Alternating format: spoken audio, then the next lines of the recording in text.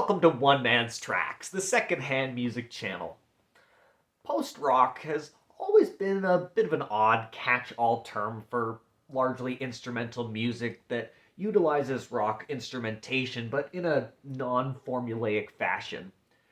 Usually built around repetitive, distorted, swelling riffs with a droning, shoegazy ambiance that has this beguiling ability to capture emotional arcs and express them in a far greater way than just simply words can.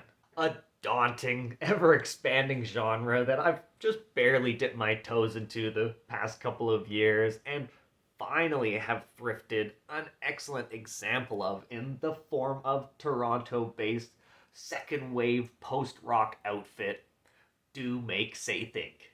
Formed in 1995, the band consisted of multi-instrumentalists Ohad Benschritt and Charles Spearin, as well as guitarist Justin Small, drummer James Payment, and keyboardist Jason McKenzie. They'd be joined by secondary drummer David Mitchell and self-released their self-titled debut in 1998.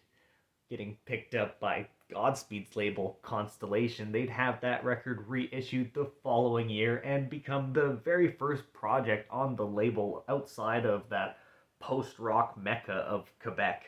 Their distinctive interpretations on the mode are fresh, moving, polyphonic meditations, ever-evolving soundscapes painting vivid, dynamic sonic narratives, with each record providing its own unique inner journey to experience. And I've been fortunate enough to have spent the past few days hanging out with this one. The band's sophomore record, released in March of 2000 through Constellation. It's their fiercely independently produced Do Make Say Think's Goodbye Enemy Airship The Landlord is Dead. An entrancing album that captivates and mystifies listeners with its climactic layers expanding and contracting across this track list. A touching, multifaceted, jazzy, droning ambiance that wrestles with complex emotional processes through brilliantly composed instrumental orchestrations. A spellbinding mix that elaborately exposes the dramatic depths of uncertainty and expectation. Symphonic, multi-phased, atmospheric ruminations that roll me up in their enrapturing waves of ambient sound and feelings. Warming up with the dramatic daybreak of When Day Chokes the Night. We follow a weary guitar riff slowly rolling through the tired fog, gradually crossing and filling a vast expanse up until the point that it cracks and the drums come crashing in with an immediate tempo-shifting post-hardcore whip. Slamming with the full force of the group, stormy, foreboding horns and all, it builds and swirls to a gale force peak with those reverberating intro riffs coming back at pace before it just finally dies out almost as quickly as it started, giving a bit of a sense of that calm before the storm, but just a brief calm after the storm as well. It somehow creates a seamless transition to the languid introduction of Min Min, whose steadily accelerating indie rock strings hopefully skip and skitter along with a growing sense of purpose towards this track's bright and buoyant conclusion. Then descending back to earth, we get a morose jazzy procession in the form of The Landlord is Dead. A plodding, fuzzy guitar riff shuffles down as mournful horns sing out. The weight begins to sink in, and the song spirals and intensifies into a grand emotional overload that crashes right out into the following The Apartment song. A sinking, hapless tune of dreary contemplation with outbursts of regret and frustration that echoes through the ether as if the realities of those uncomfortable lamentations are finally settling in.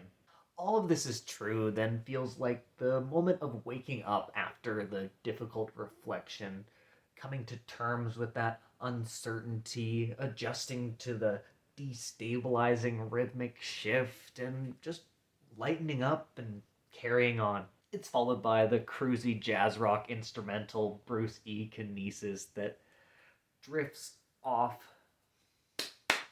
It's followed by the cruisy jazz rock instrumental interlude Bruce E. Kinesis that drifts off into the night sky, transitioning into the more somber, dreamy closer Goodbye Enemy Airship. Topping this progressive post-rock project off with a lofty, mesmerizing, nearly 13-minute bittersweet send-off whose swinging horn samples swell and blend and charge before inevitably fading fatefully back into the fog that it all rolled in on. Such a sweeping cinematic soundtrack, so full of feeling, so grounded yet spirited. Goodbye Enemy Airship, The Landlord is Dead is a masterfully constructed auditory reverie. A truly touching, sentimental guide for uncomfortable realities, valiantly processing sadness and uncertainty with space and atmosphere as their guides. Learning and listening to Do Makes Records alongside their many other collaborations has really helped to open the door to the wonderful world of post-rock. I'm sure their lighter, less distorted, less dreary slant on it has probably opened up the door to a bunch of listeners that, alongside, of course, Ohad and Charles's involvement with Broken Social Scene. There's certainly no cookie cutter description for it, but these grandiose, moody mixtures certainly fascinate with their ability to express complex emotions through entrancing rhythms and riffs. Do Make Say Think have since released 5 LPs, most recently in 2017 with their Juno Award winning Stubborn Persistent Illusions. That was after a nearly 8-year gap, but the band has never properly disbanded, although Jason did depart the group after this record. But there is still the possibility of another album in the future, and fingers crossed, a tour. I would be over the moon to see these guys in a live setting. Have you had the distinct privilege of seeing one of their shows? Do you have a number one DMST project? Let me know down in the comments. Please feel free to recommend more great post-rock bands to check out and look out for. Hit all those delicious YouTube buttons while you're down there. Ooh, you hit it just right. Thank you so much.